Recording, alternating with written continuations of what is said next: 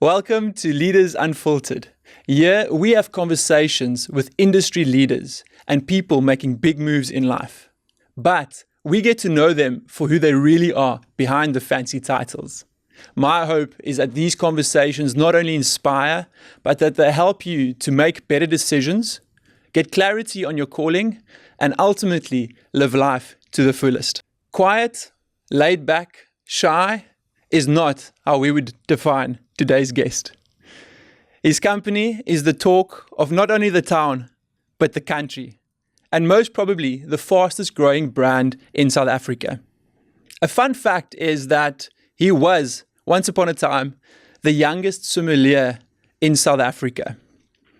Recently, he also won SAICA's Top 35, Under 35 Impact category. And his company recently sealed one of the most iconic long-term partnerships in the history of this country. Ladies and gentlemen, he is the founder of Old School, Daneel Steinmann. Daneel, how are you? Yes, Roots, it's very lucky to be here. I think after that intro, I almost could hear like the applaud. Thanks so much for the kind words. Bru, tell me a bit more about yourself. We know you are the founder and the CEO of Old School, but who are you behind that fancy title and that very sexy face of yours? I would say my brother definitely has the sexier face. Fair enough. But my wife would disagree with that statement. I'm born and raised, actually, grew up in Pretoria, moved to Somerset West, and I'm sort of a Stellies breed, so Porus, Huismare, Stellenbosch, Lekker. Did my articles for Chartered Accountancy up in Joburg and a stint in London. And I'm now obviously full-time at Old School. I think up till very recently, I've sort of, depending on the conversation, taken different titles, sometimes marketing, sometimes sales, sometimes CEO, and sometimes even customer service. But I think at heart, I love entrepreneurship. I realize that I've got a massive passion for seeing things grow, and I love being part of something that can sort of have an impact in South Africa. And I'm a big sport fanatic, and I love a good wine as well. You're 26 years old. You are so young, and you're busy with something so cool, building one of South Africa's iconic brands, especially now with the long-term partnership with the Springboks that we'll touch on in a moment. But briefly, tell me about this journey of Old School. How did it start? How did you get to where you are today? So, Roots, I think the crazy thing is, I think up till a year ago, we had very much little idea of what we were doing. You know, I think we sort of always claim like our copywriting is born and bred from Stellenbosch. We started in 2019 from my Huismare dorm for me and Steph. But I think we sometimes claim we're 5 years old just because it's great and it sounds amazing on your branding to say you've turned 5. But I think in reality, it was sort of a side hustle up until, I would say, end of 2021 when we sort of decided, but we think there's a bit of legs. And I think we've actually only since 2023 really had like full-time competent people in the business. So it started with this idea that there was a lack of like vintage retro rugby jerseys in the market. Steph and I wanted to wear one for the 2019 World Cup. We did like an Instagram giveaway to see if people would want to win something like it. And we had like tens of thousands of comments. The product didn't exist. We literally copied a photo of the internet to say you can win this jersey. Jersey didn't exist. We didn't have one in stock. And then with all those comments, we were like, wait, everyone wants to win it. They'll probably want to buy it. And that's when we sort of started pre-selling a product that sort of next week. And sort of didn't have a website for the first few months. Literally just sort of old women would ask us and we'd send like a photo of myself with my ID to prove that we are before they EFT us 650 Rand a jersey. That's how it started. And I think obviously the journey over the last 2 years have been very fueled with Old School sort of been, I think I use the word luck, but I think the right word actually is favored. We've had so much favor in terms of things just going our way and how we were just at the right place at the right time. And I think we've been pretty good on executing on those things. That's so cool. So if I'm not mistaken, and if I hear you correctly, the plan from the beginning wasn't to build this massive business to dominate the South African supporters market. it was by chance. You and your brother wanted a jersey for yourself. And then you realized other people also want this jersey. And that's how it all started. Yeah, I think honestly, till like a year ago, we've had a few times where people wanted to invest in the business and the values increased drastically since then. But so many times there was just a big part of me that's like, cool, let's just finish it. Because we didn't really have this roadmap of where we're going to go with it. I mean, I even had post 2023 World Cup sort of headaches because we had this crazy year last year, like a really fantastic year. But it was like, what are we going to build? What's our next product? What do we do? And sort of for me, I realized the problem with being at the helm of something is you can sort of steer the direction. And if you don't steer, then people don't know where to go, So I think really, even till this sort of completion of this Springbok milestone deal, we actually had very little exact idea of where we wanted to steer the business. And I think the last few months we've had such better clarity in the vision and the opportunity of what we can achieve. And do you want to elaborate on that? What can you achieve? What is the vision? So I think this this big Springbok that I have on my chest, I think is, in my opinion, I think a lot of brands like Lacoste, Nike, Adidas, you can call them all, has such brand value. But I think in South Africa, there's nothing more emotional triggering and more nostalgic than a leaping Springbok, And I think we are so excited to commercially be able to use that to build a enormous sort of support and leisure inspired brand with the Springboks. I think if you look at, I'm not naming brands, but you could maybe associate. But I think if someone could build such success around a crocodile or a cow or a man on a horse, I think South Africa, firstly, we as a country love supporting local businesses and seeing local entrepreneurs thrive. We've seen it with Burnt, Freedom of Movement, with freaking Old Khaki. All of these are local brands that don't exist globally that sort of dominates the market. And I think if you can create strong association with the Springbok, I think the world's your oyster because you've got such a big local market that will keep buying into it. But then you also, which excites the living hell out of me, is, there's 10 million tourists every year coming to South Africa. And when I go to Portugal, or if I go to Manchester, there's only one thing you want to buy when you walk in there, and it's sort of sports related. And I think that's where we're very excited, is we can build a very sustainable repeat customer, but we also can take foreign currency and convert that to rands for us, because we know even if our economy isn't going to do really well, because it won't necessarily always, that purchasing power of them coming in will be great. And then thirdly, there is a lot of passionate Springbok and South African fans globally, and I think there's such an opportunity to ride that momentum globally. So that is what excites us, and that's for now the focus. But I mean, outside of that, we've seen success in Orlando Pirates and in football, and I think we're only getting to sort of the scratch of the surface of what is in that space and what can come. So it's very exciting because a year ago, so little of this I was actually even aware of. By now I sort of have this clear roadmap for us that we just need to go and execute on. So you've touched on it already. This incredible, I would say, historic long-term partnership with the Springboks. How did you get to this point in time? Because this sounds like a bit of an unrealistic dream. So, Roots, the craziest thing for me was that the day before we opened our Stellenbosch store, so we, I sort of budgeted 800,000 for shop fitting, and that's your flagship store. First proper big store, and we had we already committed to open another 6 kiosks directly after that for the rugby season. So Canal Walk, Sandton, Mainland, we already signed leases, and 15 June we were opening Stallies, and then the rest was all opening the rest of June, and all of them would be open by mid-July for this Irish Test series that was coming in. And the day before we opened the store, I got a massive legal letter from SA Rugby's attorneys. And the craziest thing is the attorneys actually a massive building, and where we sit and work, like our workspace in the silo, you actually look at them. So it was so daunting. The day before you open your doors, you've got this like, green and gold. We think it's infringing on SA Rugby's rights. And I think it's actually a battle we were always aware could come, but I think we grew it so much around Driekus and the business. We actually really were under the impression that there was no further opportunity for something to have conflict about. So I think that's actually one of the worst days of my life.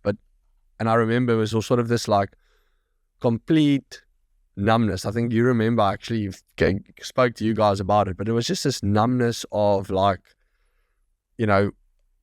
it's crazy because you've got this big employee sort of payroll, you've got all of these commitments to leases, you've just spent 2 million rand on opening a store, and you're sitting there and you think, do we open our doors tomorrow? And we did. And I think obviously since then it was sort of conversations and collaborations with them to say, 1 + 1 can be -3 or it can be 3, right? And I think for us it was saying we believe that there is such a need in the leisure and support category outside of replica and on field, which Nike does a great job at, but there's such a need for additional white label products in the market. And I think we just think if brands could have built such global businesses around quality, for us, we were like, we now have the head designer from Kingsleaf, have the head of ops from La Crusade. We were busy building a team to go build something around our kudu and our devices that we've built. And when this opportunity came to say, but what if we work with, not against? And I mean, it's been a 6 months process of getting this back and forth. And when we launched on 8 November, it was sort of the first time I actually realized this is reality, it actually exists. So it's been such a incredible few months, but it's also been so like humbling because there was so much up and downs in that, and days that you think this isn't going to happen.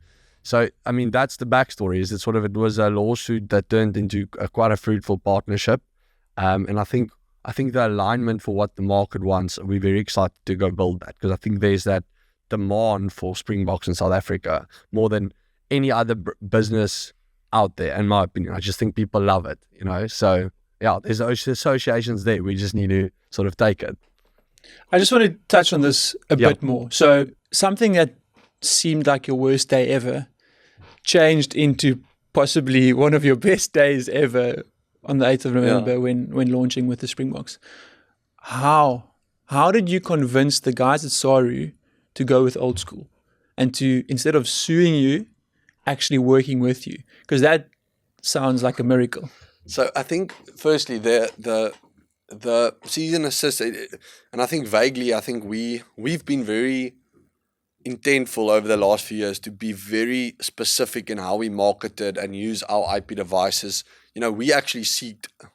We spent so much money on IP law prior to this ever happening. We were actually quite ready for an argument, and I think our counter arguments sort of pointed out it would be a very, very hard case to prove that we were actually infringing. I think there is a level of association to South Africa in the public domain, which would have been our claim to say, the color green and gold can't be owned by someone, right? The devices on it can. And I think we were in a good position with the old Springbok legends, Driekus, AB and others, that we created this nostalgic rallying support behind South Africa. But I think our themes was always sort of for any sport, any occasion. And I think the reality was this was either going to be a very long dragged out argument. And I think when you have a David Goliath case, I think most people would prefer to be David above Goliath. And I think we were the David in this case. And if it was to sort of, continue, we would have had to take David approaches and slingshots. And I think the last thing a massive corporate body like Saru wants is a thorn in the flesh called David that's throwing with a kitty at you. So I think that's why. And I think when we met with them, there was actually just such alignment on our vision, what we wanted to build, and what they actually wanted to be in the market. And I think even if they went with someone else, the reality was we weren't going to stop, right? So it would have been either potentially two people trying to build into the same market and sharing half of the revenue anyways, or sort of unite and do it sort of aligned. So that was sort of the idea. But yeah, it's been crazy because I'm such a big Boks supporter. So when their Instagram page started following us in the build up to that week, and like, you know, it was just for me and Steph, it was like, you know, I'm like, I don't know about you, but when the team comes out on Wednesday, Thursdays, you send it to your friend groups, you discuss it, you're like, why is Ox not starting? And you go through that team. So I think for us, it's so epic that we get to work in something that I truly, truly can tell you I love doing. I'm not selling refrigerators and the market's crashing. I'm selling something that I love, and I love to be a part of it. So it's been a very cool journey so far. And do you think that's extremely important if someone wants to start their own business, that they're actually starting something that they love?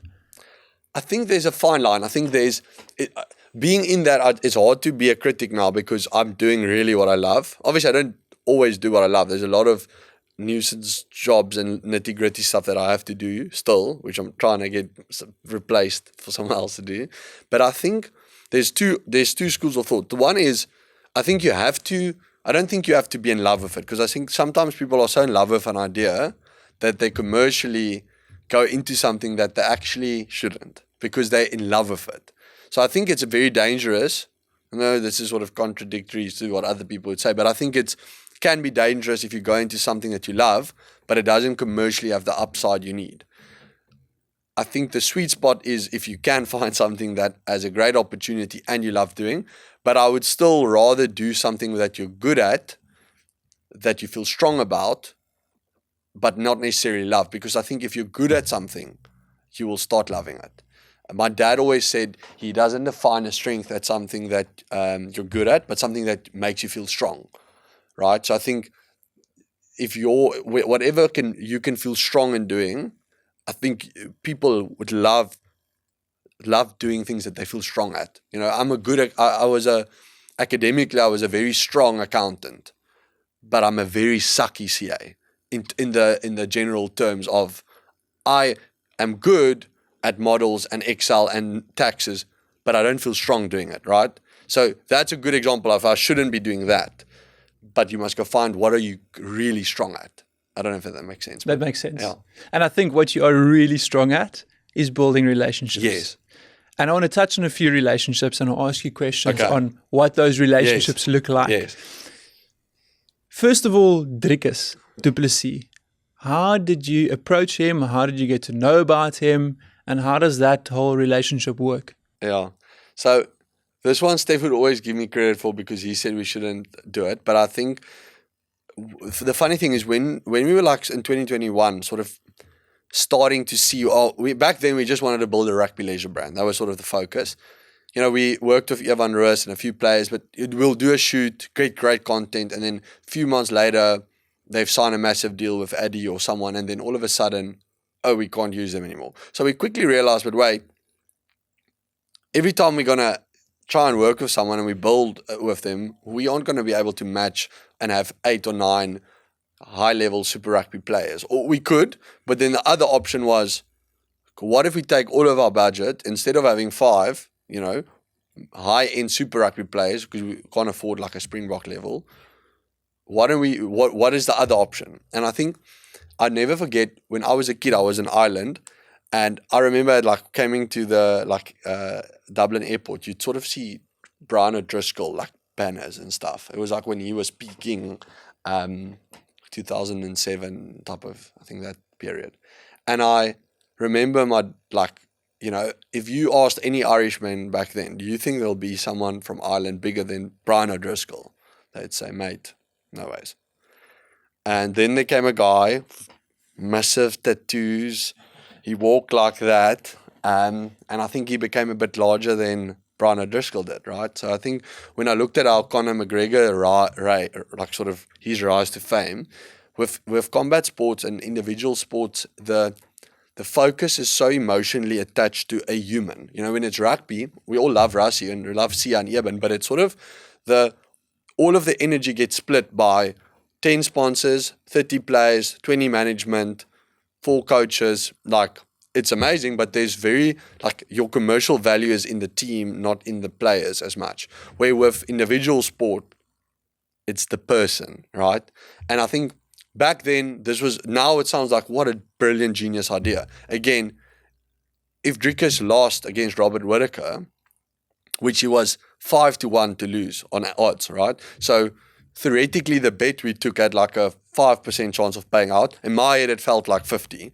But that was our sort of thinking with Drickus, is like, who do we think can unite South Africa as much as the Springboks, or become as big as the Springboks, you know?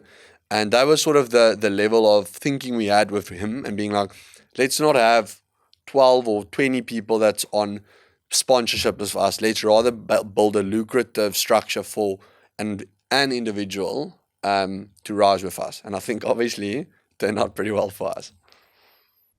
That's really incredible. But also what I want to get to is, how did you get a hold of Drickus in the first place? Like, do you drop him an email? Do you DM him on Instagram? Like, how does it work? And I want to pose that question to you on the likes of AB de Villiers that's now involved. You know, all these sporting icons that are in your adverts at the moment. And I know you know Sia and the guys. As the average bloke, we're like, how do you get to them in the first place? So just elaborate on that. So I think that the principle for me is people take no too quickly for an answer. And I really tried old school, and I realized it's such a skill that a lot of people don't have, but it's such an easy thing. Is like, if I ask you 3 times in a row, there's statistically a really better chance that by the 3rd time you might say yes. Can I get Sia's manager number? No. Can I have Sia's number, please? No. I will only call him once. If he doesn't answer, I won't speak to him again. Can I please just have his number? I won't say I got it from you. Okay, fine. Like, that mentality is something I think got me really far, because I worked in sales at VAT IT for 2 years, where I was cold calling, you know, and I had a team cold calling underneath me. So I'd remember we'd sit usually from 4 to 8 at night, just like, then you get like 150 calls out to, like, because your West Coast, like California, LA type of client base, we called at night. Just you phone, and then you know, F off, and like, you just get used to it. So I think that, like, people love or hate rejection way too much, and they're too scared to ask. You know, like, I've so many times on a cold call been like, do you have a minute for me? No. Mate, what, like, why can't I just get 30 seconds? If you don't want to chat to me, you can press down. Why don't you just give me 30 seconds to tell you why you should give me 2 more minutes? How does that sound? And again, I'm not saying it's going to work every time, but your success rate will be more. I've tried to get through to Trevor Noah and Taylor and Casper Neves and very few others heavily, and I haven't. You know, I think it's just that discipline of not taking no for answer. And I think especially for people, you have to ask yourself, like, what's the worst case? They can just say no again. They already said no. There is no additional negativity. It's just your ego that gets hurt. So I think it's more that than how that I wanted to touch on. I think Drickus, we had actually mutual friends in common. So it was sort of a conversation on, we wanted to build a range for him, and, you know, not like, I think initially we were like, we want to build it out, we want to activate with you, we want to unite South Africa, which we didn't have the capabilities to do, but we now sort of, so I think what Drickus did is his rise of fame pulled us up a lot. You know, there was a balance after his win this January against Strickland, when he became the champion. There was a 2-month period when there was actually friction, because he outgrew our brand too quickly, because luckily during World Cup, old school rised with him to like levels, and then when he won in January and we were tired and it's beginning of the year and we don't understand and we didn't have like the capabilities, there was like a 2-3 months lack of innovation and product and delivering to the market that we weren't on top of. It also came from, I got married 6 January, right? So I had a 2 weeks holiday or like honeymoon before his fight. So I think there was also, we didn't have the team to be able to execute if some of our key people were taking off.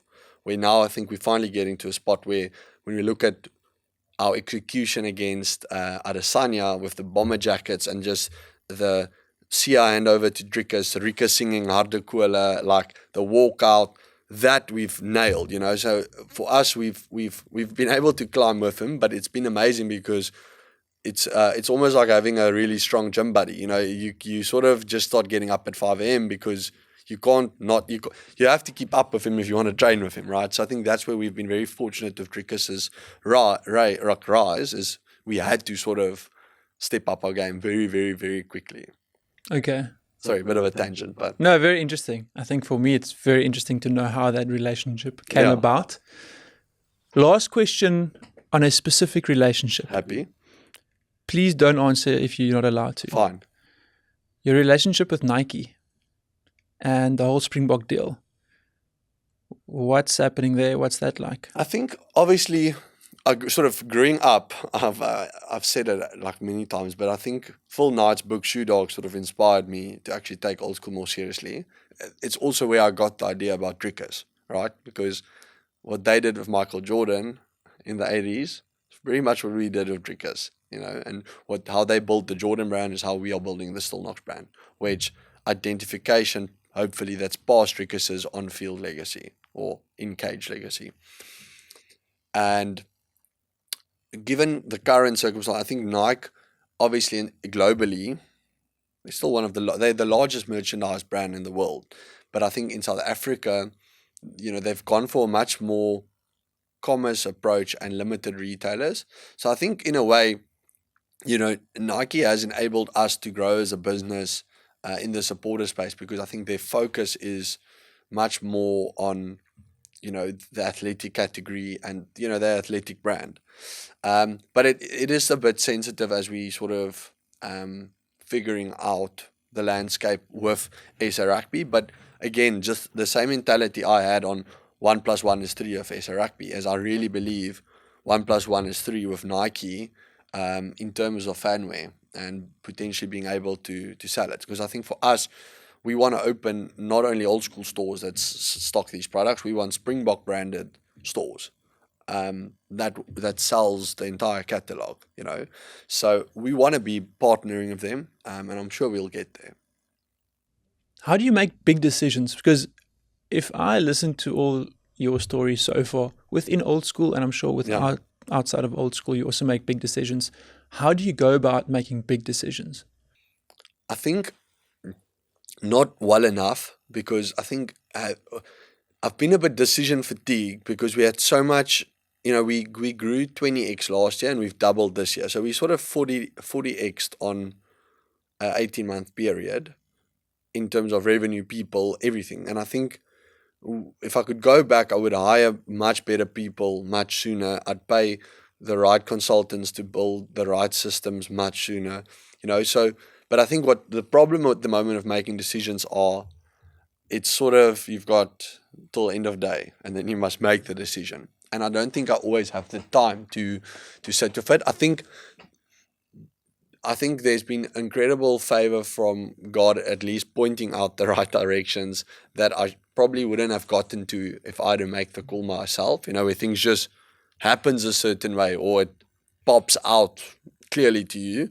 So I think the best way to do big decisions is to pray about it. But I think at the moment, sometimes it's like shooting out of the hip and trusting your gut, which I don't recommend. There's just been too many big decisions to make in a short period. But it's important because I don't want to lose our biggest advantage, which is nimbleness. You know, like as a brand, we still can drive the boat like this. It doesn't take long to make little direction changes. But it's hard. I don't have actually an answer for you on how I make decisions, because it's purely praying about it, speaking to my wife, consulting with people, but I don't do it enough. Sometimes I made a decision and I'm like, why did we do that? You know, but so I think it is something, it's good that you're asking, because I think it's worth reflecting on. And I think after this year, hopefully that decision-making process would be refined. Last question on old school, then I want to get to know you a bit better. So you briefly touched on Drickus and his performance in January, and then I'm sure his performance against Izzy as well. How does that directly, as well as the Springbok results, how does that directly influence sales on the old school side? What does that look like? Mate, our sales for a year, you can go and look at the the sales, and you'd exactly know when who's playing and who fought and what team was winning where. So it's been crazy.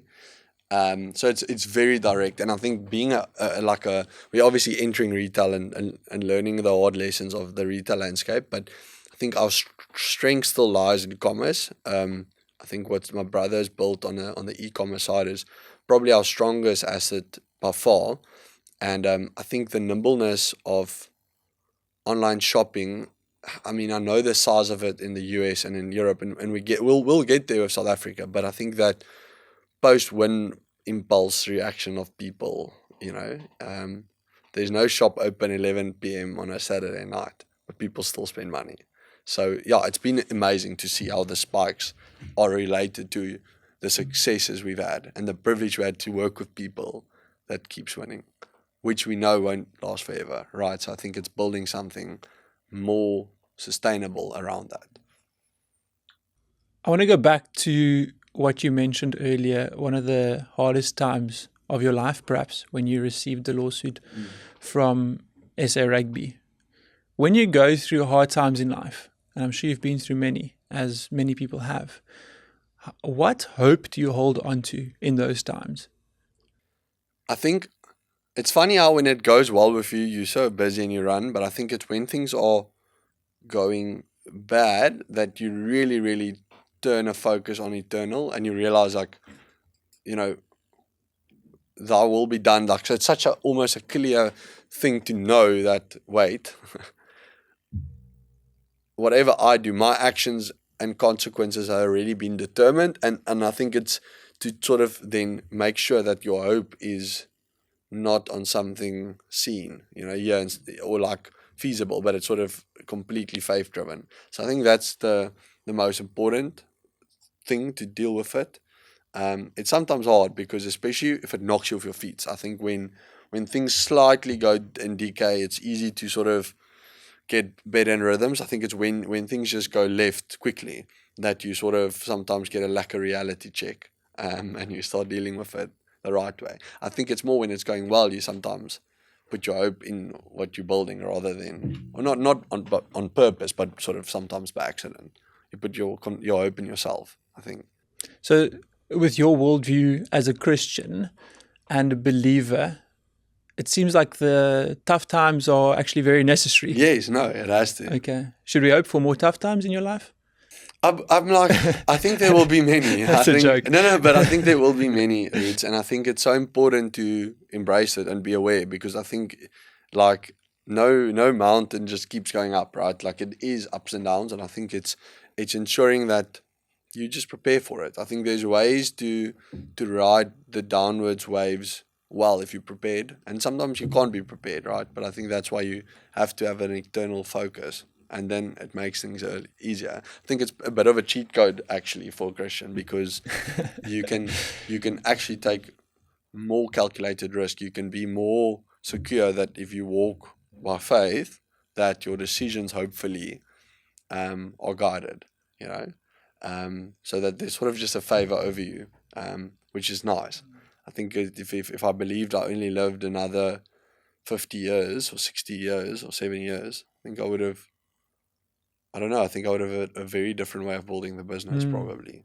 Much more stressed about it, because it's all I have, which it's not. That's actually very cool. little of what I have.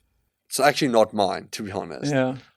I'm just, I think my core belief is that I'm equipped to be a kingdom builder, and old school, what it actually just is, it's a vehicle to do good and to give back, and I'm just steering it at the moment, and as long as I'm in that seat, I need to do my best to make sure we steer this correctly, because this vehicle is creating purpose for others and it's giving back, right?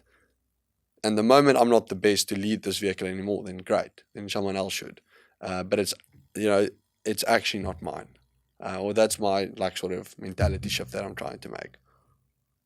How do you give back as a business? I think I'm just curious about that, because it sounds glamorous and sexy and very kind to build a very big few $1 million business and then say, oh, we give back. But practically, what could that look like?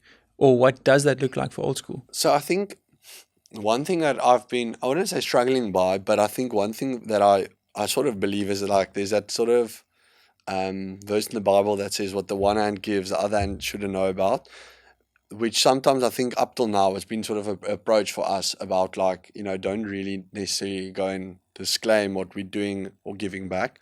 But I think it is something that I'm wrestling with, because on the other hand, I realize that you want to also take your customers and your consumers on the journey of the impact you're making, right? And you want to associate that with projects, because then there's a connotation to someone to know.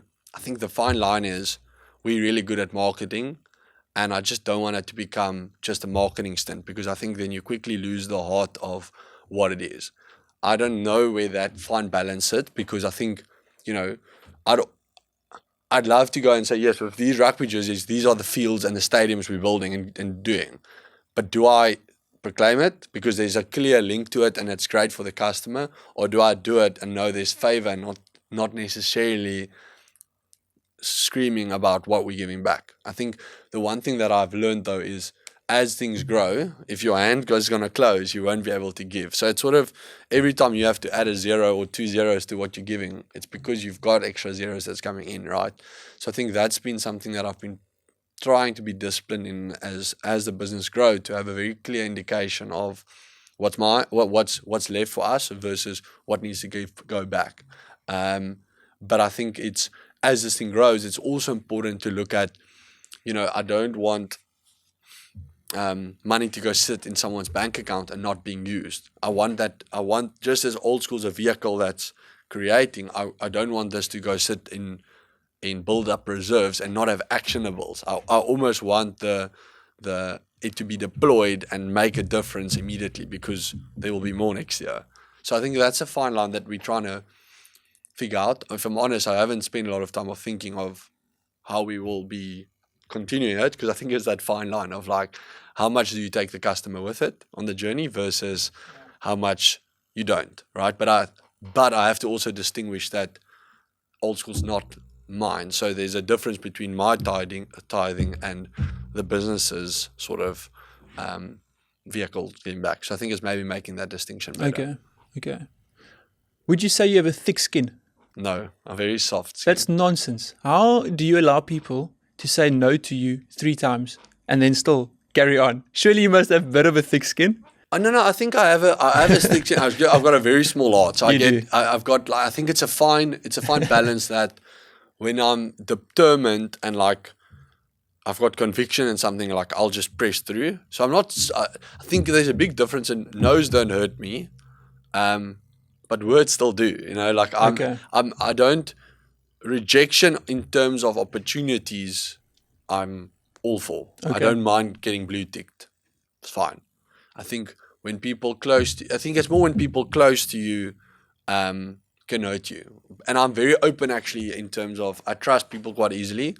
I just have a worldview that instead of being over skeptic, like I'd rather trust people, because and I've had people really, like I'd had massive theft in Old School and in the business and in a personal capacity of people that I trusted.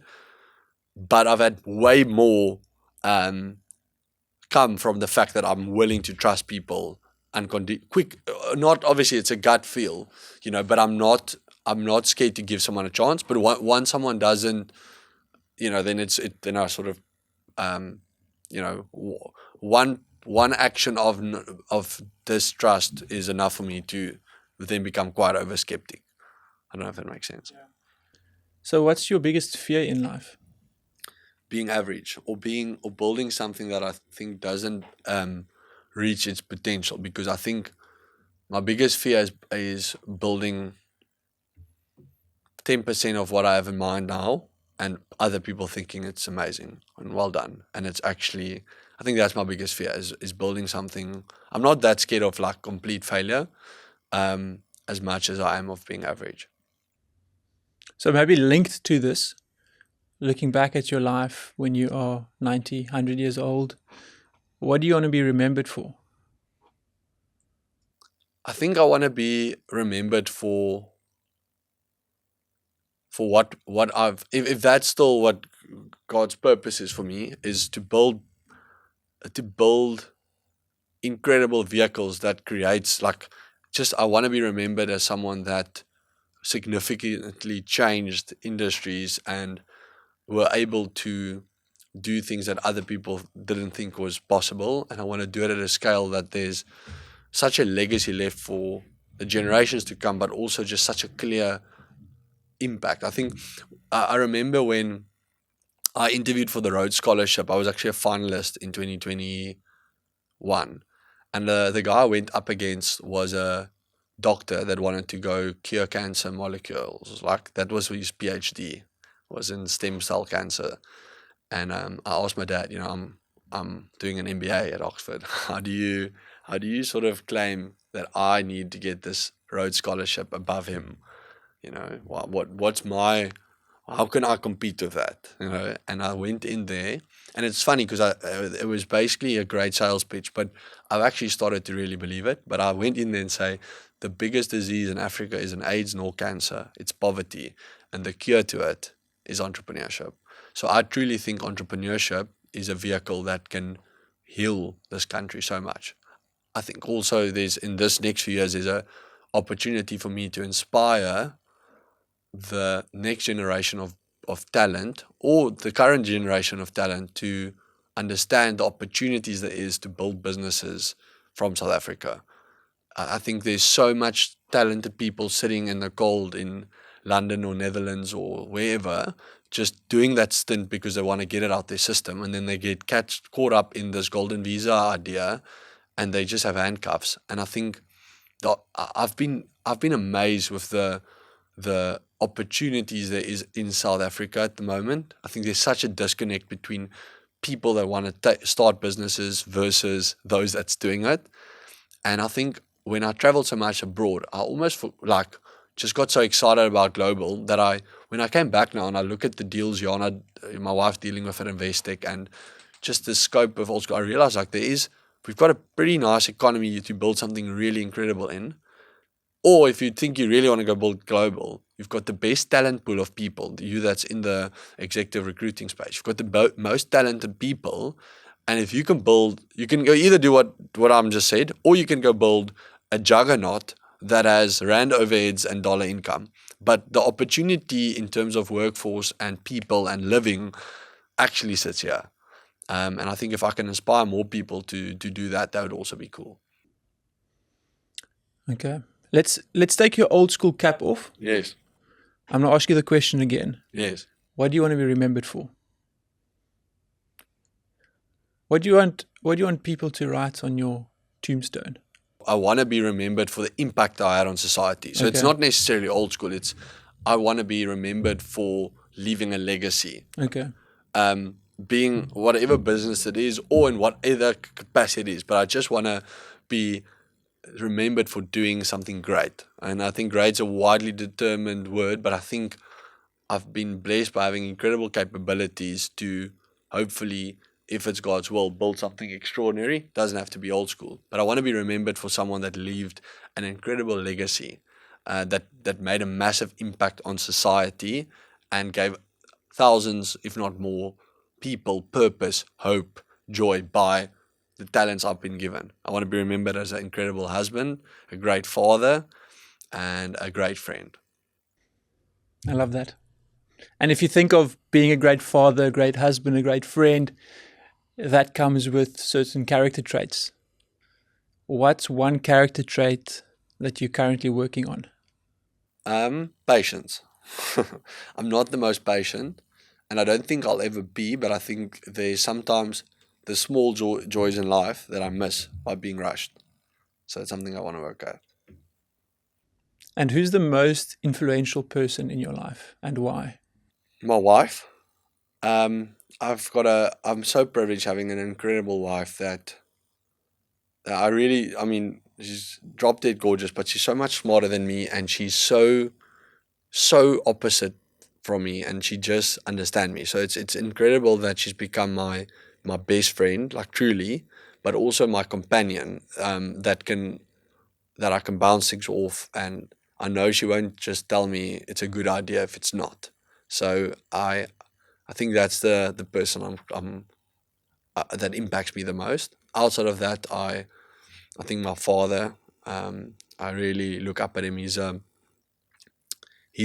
helped me become a much better leader. I think I actually didn't have I had a very motivational, like energetic, inspiring leader characteristics, but where he's helped me a lot is sort of that on the EQ side of things to be a better leader in old school. I think that's a lot of that success I'll derive from his inputs in my life. I'm so encouraged by, yes, your wife, because she's amazing, but once again that you're referring to your father. I've only had 3 episodes on this podcast, and every person I've asked about their role model or most influential person has mentioned their father. That's cool. And we need to hear that, because Yes. I think we are unfortunately living in a society where the role of the father is not being spoken about enough. Personally, I believe the biggest issue we have in this world today is that we're a fatherless generation.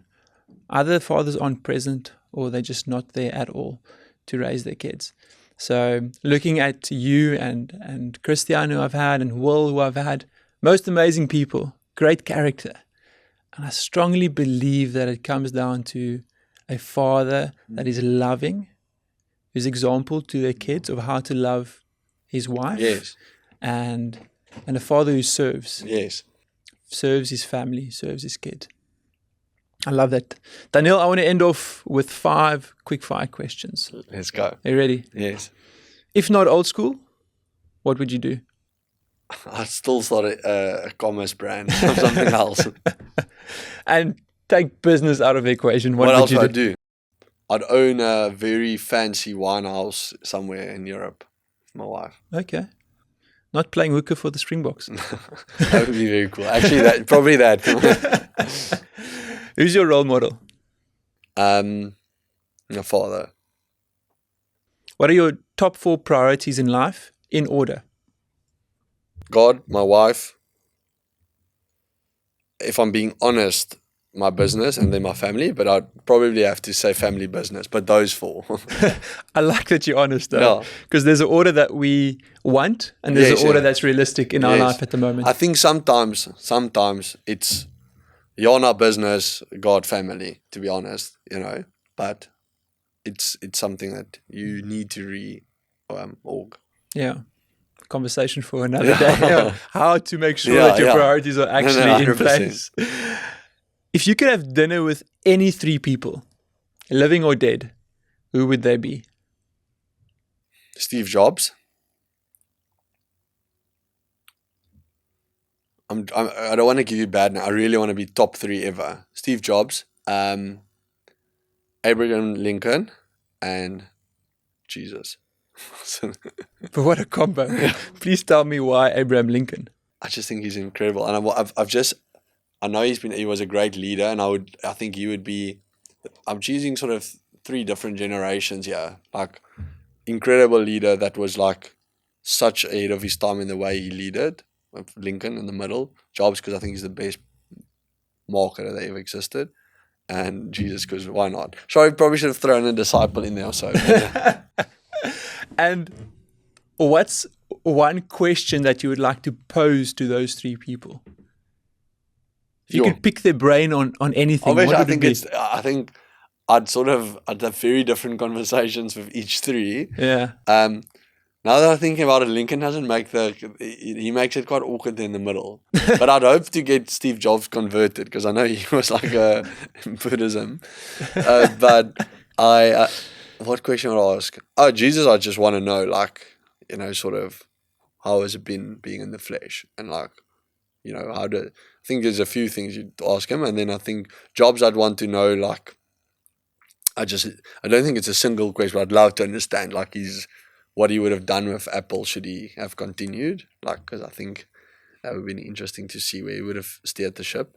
And I know he had plans for 2030 in his head already. And Lincoln, his camaraderie and bravery. So cool. Last question Yes. that we end this podcast with and every episode Yeah. with. Hypothetically speaking, if you had a gigantic billboard that you could walk around with wherever you go, what message would be on that billboard and why? I think back to the what I think is a nice theme for other people to know. I think there's like a high morale one, which is more like a biblical message maybe, but I think it's like, don't be scared to get a no for an answer. And the reason why is I think people can be so much more successful if they're a little bit more determined and committed to, and not scared to sort of get past that first no. And I guess in order to get a no, you need to ask. Exactly. And that was, Ask yeah, and try, exactly. That's something that Christian emphasized in the previous episode. Ask. Yes. I asked him what is one lesson that you could give to any 20-year-old, especially inspiring and young entrepreneurs. Ask. Yeah. Just ask people. People are so willing to give advice. Daneel, Thank you, Ruth. thank you so much. No, it's Lovely awesome. having you here. I'm inspired by you. I'm inspired by how you always ask and you're always knocking on doors and how you do that with a soft heart for a love for people, even though you are commercially so savvy and even though you are building something so beautiful. I back you and I cannot wait to see where you're taking Old School. But more importantly, I can't wait to see where God's taking you in your personal journey. Thanks, Ruth. Appreciate it. Thanks, brother.